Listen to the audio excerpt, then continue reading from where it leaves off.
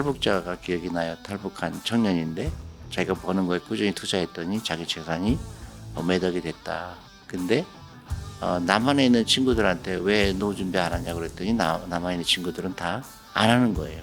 그게 이제 굉장히 안타까웠죠. 그러니까 자본주의에서 태어난 친구들은 안 하는데 공산주의 국가에서 탈출한 사람은 이 노후 준비를 중요한 거를 깨달았다는 게 좀 아이러니하죠. 나는 노후 준비가 힘들다. 나는 월급이 너무 작다. 나는 여러 가지 가난한 사람들의 공통적인 거는 항상 부정적인 생각이 많아요. 여러분들 절대로 그런 생각 가지지 마시고 당장 시작해야 돼요. 만약에 투자하지 않고 있다 그러면 오늘 10,000원부터 시작하세요. 계좌를 여시고 그리고 주가가 올라갔느니 내려갔느니 상관없습니다. 나는 10년 후 열어볼 거거든요. 20년 후 열어볼 거거든요. 당장 시작하는 게 가장 좋은 노후 준비고 경제 독립하는 방법입니다.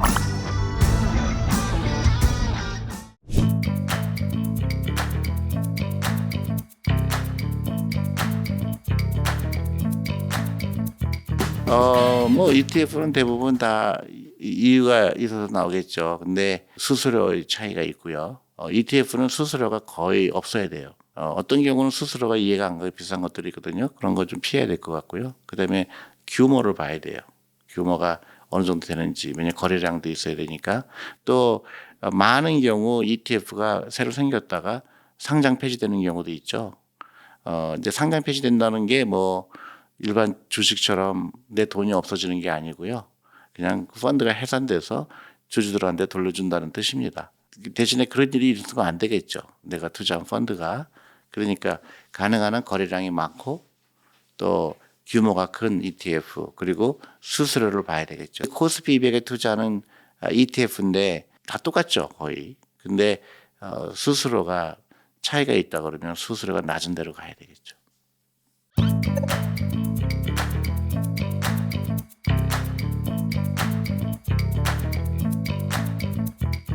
그 ETF 고른 건 똑같아요. 근데 이제 또 특별히 내가 관심이 있는 그 ETF가 있다 그러면 예를 들어서 요새 유행하는 거 있죠. AI라든가 아니면 바이오라든가 헬스케어라든가 그런 ETF에 관심 갖는 것도 좋은데 그 안에 있는 기업을 볼 필요가 있어요. 나는 AI라고 그래서 했는데 나는 바이오라고 했는데 그 안에 있는 기업들이 이해가 안 가는 것들이 있을 수가 있거든요. 그러니까 살펴볼 필요가 있고요. 그래서 저는 코스피 200만 사도 충분하다고 생각하는데 그 안에 다 들어가 있거든요. 200개 기업에. 그러니까 근데 내가 특별히 어떤 분야에 관심이 있다 그러면 그거에 조금씩 넓혀가는 것도 나쁘지 않다고 생각하는데 그런 몇 가지를 체크해 봐야 되겠죠. 그냥 단순히 유행이니까 그렇게 투자하는 것보다는 이 펀드가 추구하려고 하는 게 뭘까? 또 그 안에 어떤 기업이 있을까? 그 정도는 살펴봐야 되겠죠.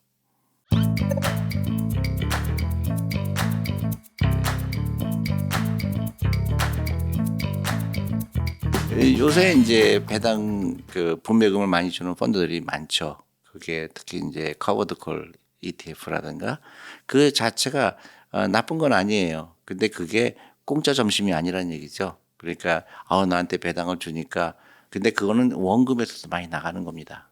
그러니까 그냥 배당 준다고 해서 무조건 몰리는 거는 알고 투자하셔야 된다 그런 얘기고요.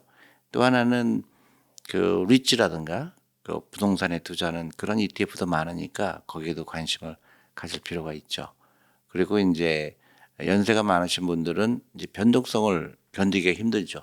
그러니까 주식형 ETF로 조금씩 줄여나가고 예를 들어서 채권형이라든가 그런 주식이 아닌 자산에도 조금씩 늘려가는 게 중요하죠.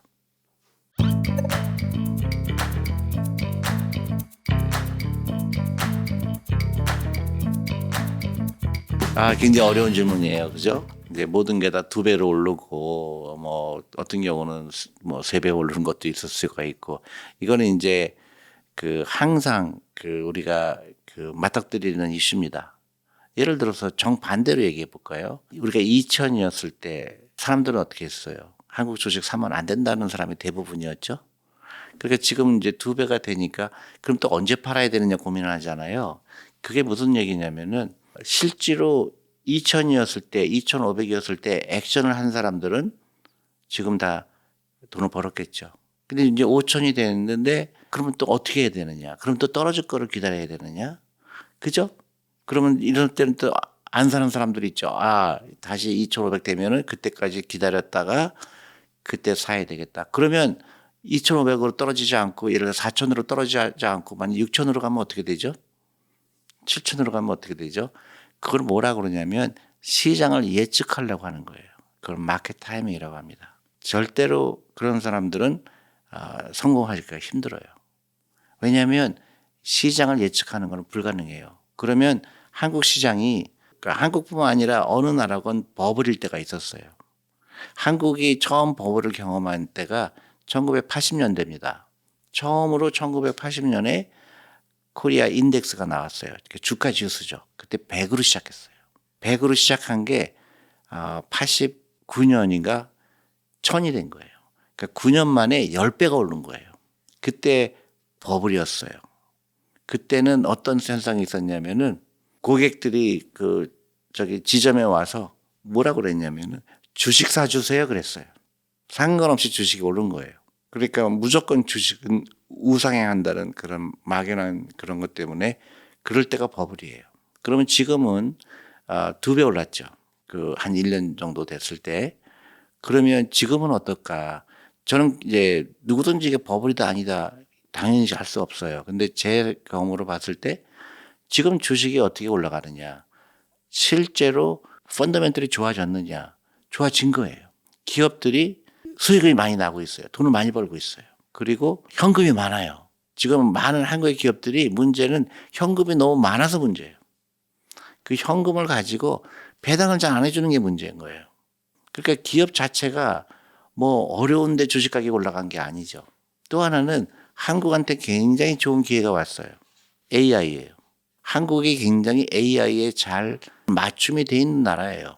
제조업이 다 있고 또 그 제조업을 그런 AI, 로봇 이런 것들이 활용될 수 있는 좋은 여건을 갖고 있죠. 그러니까 한국이 갖고 있는 그런 경쟁력이 다시 한번 발현될 수 있는 시간이 왔다 그렇게 생각이 들어요. 그래서 기업들은 이익이 계속 늘어날 거다.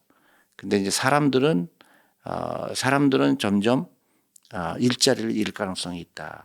그게 이제 우리 잘 생각을 해야 되는 거죠. 그래서 기업들은 계속 돈을 벌 거라고 저는 생각을 해요. 그리고 우리 개인들은 어떻게 될까요? 투자를 더 많이 할 수밖에 없어요. 기업은 돈을 버는데 사람들은 과거의 생각 가지고 돈을 벌기는 쉽지 않죠. 요새 벌써 일어나죠. 그런 회계사가 별로 이제 회계법인이 안 뽑는다고 그러죠. 이제 변호사도 그렇게 될 가능성이 있죠. 옛날에 고급 직업이 굉장히 경쟁력이 없을 가능성이 있죠. 그러니까 투자가 더 중요한 시대가 와요. 그래서 창업하는 사람들이 늘어나야 되고 AI를 통하거나 그래서 큰 미국처럼 부자가 나오는 교육을 해야 돼요. 그게 금융교육이고 창업교육이고 과거처럼 단순히 수능 시험 잘 보는 체제에서는 빨리 변해야 되죠. 그래서 제가 항상 얘기하는 게 아이들 사교육비를 아이들을 위한 투자로 바꿔라. ETF 사줘라. 그게 훨씬 더 아이한테 큰 도움이 될 거다. 제가 계속 강조하는 이유가 그거예요. 세상은 굉장히 빨리 변하고 있는데 우리나라 기업은 잘 되는 기업이 많이 나올 거다.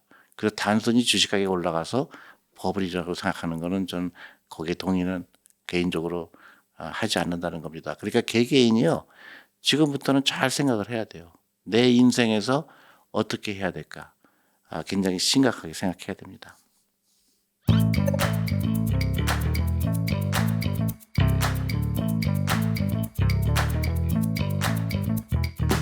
외국인 자본이 한국에 투자해야 되는 건 너무나 당연하죠. 너무나 가능한 한 많은 돈이 한국에 투자가 돼야 돼요. 그래서 근데 우리가 그동안 많은 편견이 있었죠. 외국인 자본이 돈을 벌어가면 국부유출이라는 또 배당 많이 하면 외국 자본이 너무 배당을 많이 간다. 이런 잘못된 편견을 갖고 있었잖아요. 근데 그 편견에서 벗어나야 되는 건 너무 좋은데 그러면 우리나라가 지금 이머징 마켓 시장에 들어가 있거든요. 근데 이머징 마켓 시장에 들어가 있는데 만약에 선진국 시장에 들어가게 되면 좀 테크니컬한 이슈가 있어요. 왜냐하면 이머징 마켓이 한국에 투자한 거는 전부 다 나가야 돼요. 전부 다 나가야 되는데 대신에 디벨롭드 마켓, 그렇게 선진국 시장에 있는 자금이 한국에 들어오려고 그러면 한국에 투자할 만한 기업이 몇 개 없어요. 삼성전자, 현대자동차 이런 큰 기업 많아봐야 10개에서 20개 정도밖에 투자를 못 하는데, 왜냐하면 규모가 너무 작아요. 한국 기업들이. 그러면 그 많은 그동안 이머징 마켓에 투자했던 그 밑에 그 회사들은 돈이 빠져나가야 돼요. 그러면 선진국 시장에 돈이 거기를 메꿔줘야 되는데 메꾸는 대상이 대기업밖에 없을 경우에는 이게 혼란할 수가 있죠. 그래서 거기에 대체를 그럼 거기를 어떻게 해서 대처할 거냐, 그 준비가 없이 했다가는 낭패를 볼 수가 있고요. 그리고 이머징 마켓에서 우리 한국이 차지하는 비중은 한 12%에서 13%예요. 근데 우리가 디벨롭드 마켓에 들어가게 되면 전체 시장에서 2%, 1%에 될 가능성이 크죠. 그러니까 그때는 선진국 시장에 투자하는 펀드가 한국에 투자하지 않아도 상관이 없죠. 또 하나는 뭐냐면 한국에 그 이미 삼성전자나 이런 은행들은요, 이미 외국인 지분이, 은행 같은 경우는 이미 외국인 지분 70%예요. 80%인 경우도 있어요. 더 이상 들어올 수가 없어요. 삼성전자도 거의 50%가 다 외국인 지분이 이미 들어와 있어요. 그러니까 더 이상 들어올 여력이 없죠. 그래서 이 작은 기업들, 코스닥에 있는 기업들의 돈이 들어와야 되겠죠. 그런 노력을 더 하는 게 더 의미가 있지 않을까, 그렇게 저는 개인적으로 그렇게 생각합니다.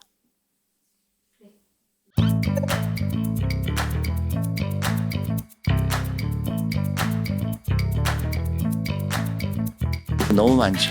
너무 많고요. 지금도 개인적으로 편지를 보내주시는 분도 많고, 또 그 5년 전에 그 제 강연을 듣고 시작했다는 사람들이 5년이 지나니까 희망이 생겼다, 그런 분들이 많고요. 굳이 얘기를 한다 그러면 어떤 탈북자가 기억이 나요. 탈북한 청년인데 자기가 버는 거에 꾸준히 투자했더니 자기 재산이 매덕이 됐다. 근데 남한에 있는 친구들한테 왜 노후 준비 안 하냐 그랬더니 남한에 있는 친구들은 다 안 하는 거예요. 그게 이제 굉장히 안타까웠죠. 그러니까 자본주의에서 태어난 친구들은 안 하는데 공산주의 국가에서 탈출한 사람은 이 노후 준비를 중요한 거를 깨달았다는 게 좀 아이러니하죠. 우리가 금융 교육을 안 했구나. 그게 하나가 큰 문제가 된 거고요. 또 어떤 분은 아이가 태어났는데 그 아이를 위해서 산후조리원도 가지 않고요. 또 아이를 그 부자로 만들기 위해서 정부 보조금도 투자를 해줬고 했더니 그 아이가 지금 3살 정도 됐는데 재산이 거의 1억에 가까워요. 그래서 너무나 이 아이가 희망이 생겼다, 그런 분도 있고, 또 초등학생 사교육비를 다 끊어서 주식에 투자했더니 그 아이도 재산이 상당히 늘어났고, 그 아이가 돈에 대해서 관심을 갖게 되고, 또 그 아이도 그 라이프 스타일을 투자로 바꾸는 바람에 너무나 온 집안 식구가 미래가 생겼다, 미래가 희망이 생겼다, 그런 분들이 굉장히 많아지고 있습니다. 특히 지방에서도 많아지고요.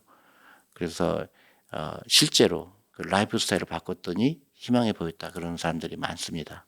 여러분들도 다 할 수 있어요.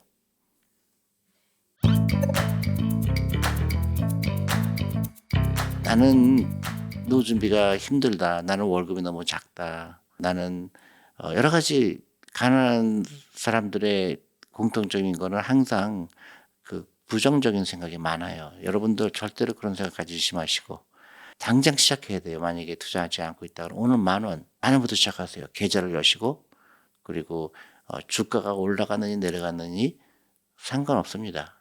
나는 10년 후에 열어볼 거거든요. 20년 후에 열어볼 거거든요. ETF, 저는 개인적으로 코스피 200에 투자하는 ETF 만약에 하고 있지 않다 그러면 당장 시작하는 게 가장 좋은 노후 준비고 경제 독립하는 방법입니다. 시장 무조건 하시고요. 주위 사람 너무 믿지 마시고, 또 리딩방 믿지 마시고, 여러분의 페이스대로 차근차근 하면 나중에 절대로 후회하지 않을 겁니다.